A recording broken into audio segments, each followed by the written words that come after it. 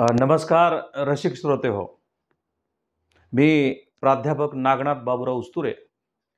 आज आपल्यासमोर एक अतिशय महत्त्वाची कविता, जी कविता सुरेश भट या कवीने लिहिली. खरं तर कवी सुरेश भट यांच्याबद्दल सांगायचं झालं तर मराठी भाषेतले सुप्रसिद्ध कवी, ज्यांनी मराठी भाषेमध्ये गझल हा काव्य प्रकार रुजवला. म्हणून है ना, कवी सुरेश भटांना गझल सम्राट असं संबोधलं जातं. अमरावतीमध्ये त्यांचा जन्म झाला. 15 एप्रिल 1932 मध्ये जन्म आणि मृत्यू झाला 14 मार्च 2003 मध्ये. ते काळाच्या पडद्याआड झाले. पण सुरेश भटांच्या कविता असतील, गझल असतील, आज सुद्धा मनाला स्पर्शून जातात. आणि मग त्यांची खूप चांगली कविता, जी कविता त्याचं सादरीकरण विद्यार्थी मित्रांनो, रसिक श्रोते हो, आपल्याला करायचं आहे. त्या कवितेचं नाव आहे मी कुणाला कळलो नाही. मी कुणाला कळलो नाही.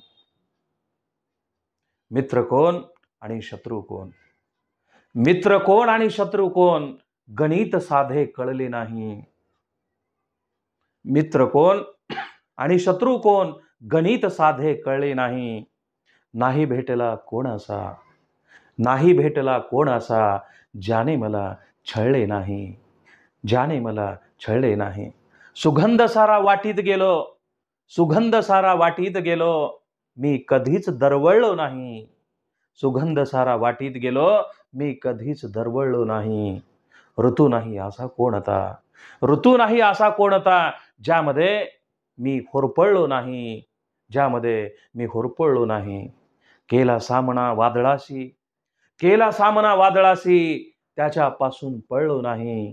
केला सामना वादळाशी, त्याच्यापासून पळलो नाही. सामोर गेलो संकटांना, सामोर गेलो संकटांना, त्यांना पाहून वळलो नाही.